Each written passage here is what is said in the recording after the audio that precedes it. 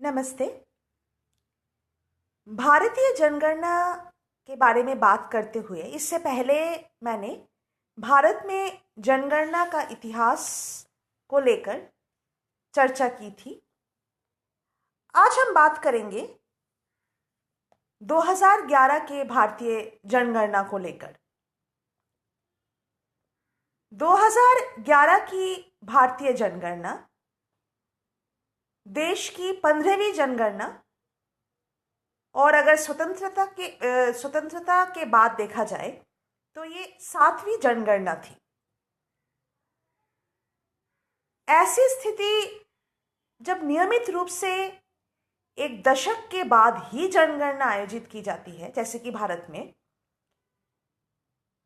एक प्रमुख समस्या जो शिक्षाविदों द्वारा सामना की जाती है, क्योंकि वही सबसे ज़्यादा जनगणना आंकड़ों को लेकर काम करते हैं, वह ये है कि विभिन्न स्तरों पर प्रशासनिक इकाइयों की बारंबार बदलती न्यायिक सीमाएं।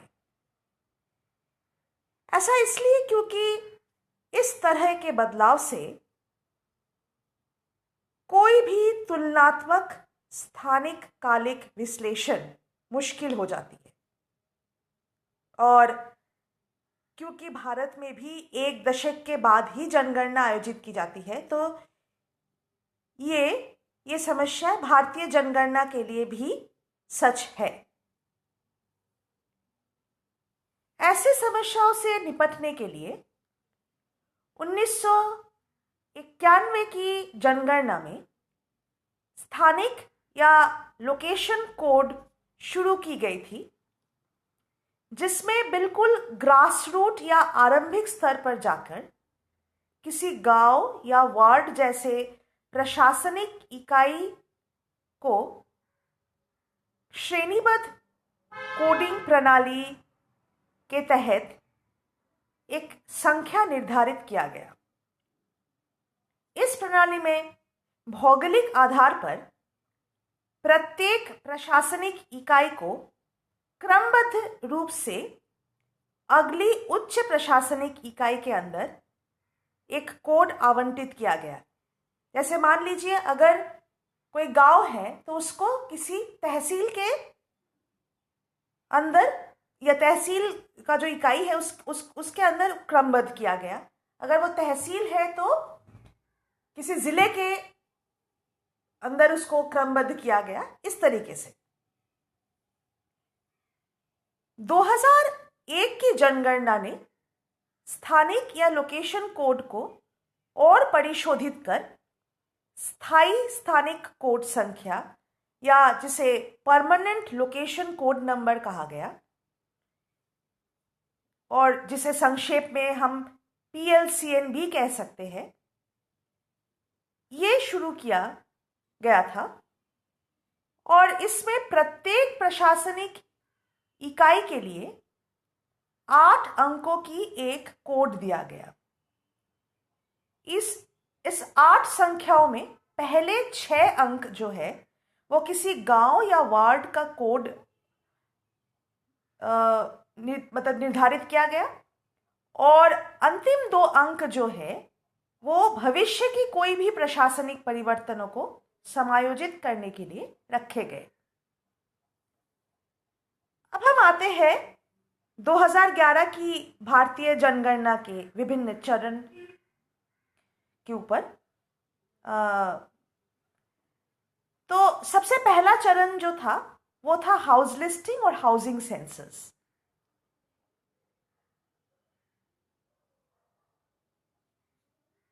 आधिकारिक तौर पर अगर देखा जाए तो 2011 की भारतीय जनगणना अपने पहले चरण के साथ 1 अप्रैल 2010 को शुरू हुई थी और इस चरण को हाउस लिस्टिंग और हाउसिंग सेंसस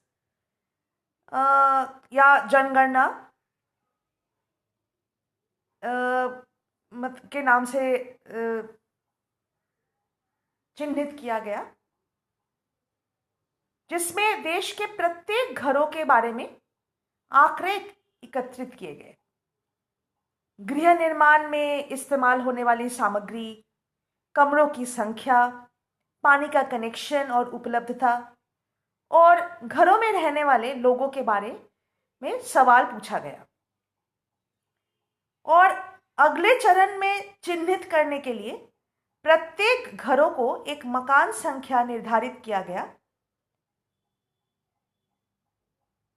ताकि जैसे कि मैंने पहले ही कहा कि अगले चरण में भी हर प्रत्येक घर या सेंसस हाउस जिसे कहा जाता है उसको चिन्हित किया जा सके।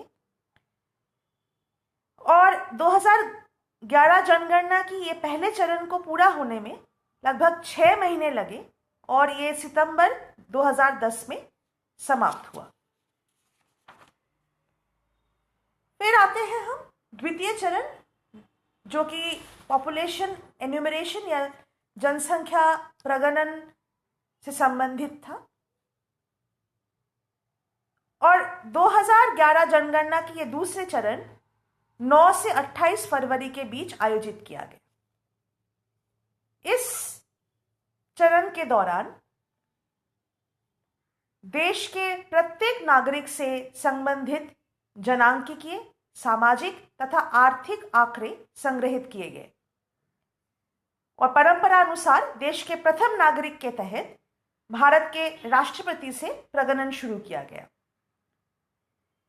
देश के सभी लोगों को जनगणना में शामिल करने के लिए जनगणना की अंतिम तिथि यानी कि फरवरी 28, 2011 को बेघर लोगों को ढूंढ के उनका भी प्रगणन किया गया, जो पहले चरण में छूट गए थे क्योंकि ये लोग बेघर थे। और पहला चरण जो था वो हाउसिंग सेंसस से संबंधित था।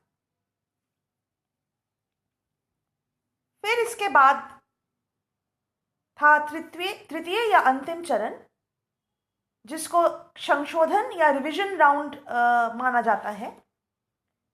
और ये चरण यानी जनगणना का तीसरा चरण मार्च 1, 2011 से 5 मार्च 2011 के बीच आयोजित किया गया। ये जनगणना का पुनरीक्षण दौर था या रिवीजन राउंड था, जिसमें 1 मार्च 2011 की मध्य रात्रि तक हुए किसी भी जन्म, मृत्यु या प्रवास को सम्मिलित किया गया। धन्यवाद।